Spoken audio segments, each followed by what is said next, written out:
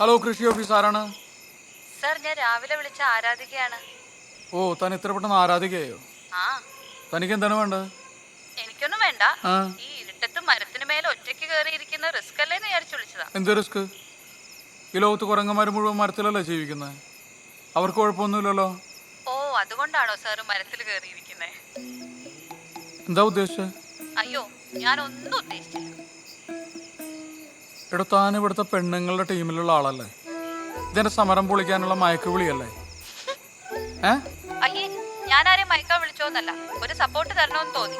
ബുദ്ധിമുട്ടായി ഇനി വിളിക്കുന്നില്ല. സോറി.